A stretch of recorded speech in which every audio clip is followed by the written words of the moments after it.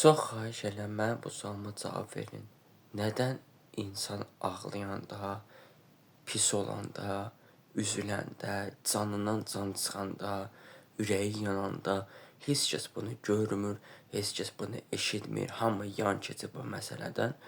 Amma bir insan bir özünə aid bir şey paylaşanda, istər musiqi olsun, istər adi bir video olsun, hamı başlayır onu qınamağa, hamı başlayır onu linçləməyə.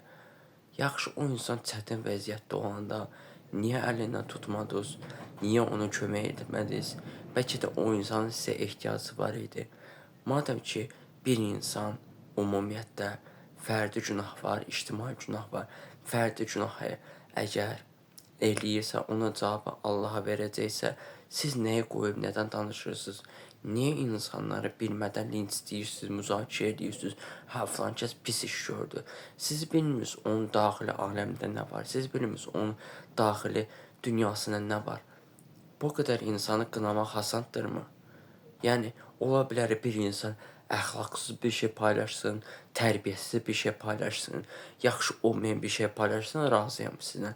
Bunu bildirmək lazımdır, fikir bildirmək lazımdır. Amma bir insan adi bir şey paylaşır, məsələn ki, bir dənə musiqinin bir video paylaşır, özünü çəkib paylaşırsa, onu durub dərhal qınamağa, onu durub dərhal haqqını pis yozmağa nə vadar edir sizi? Bunu niyə edirsiniz?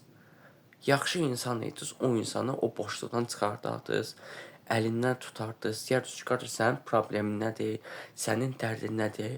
Bəlkə bizim bilmədiyimiz bir şey var, niyə bu vəziyyətdəsən, niyə bu çətinlikdəsən, niyə bu hala düşmüsən?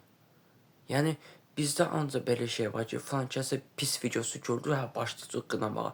Bilməyəcək o insan kimdir, nəçidir, o insan nə işdir, nə işlərlə məşğuldur. Sadəcə qınayacaq. Belə insanları Allah hidayət eləsin. Ayıb olsun.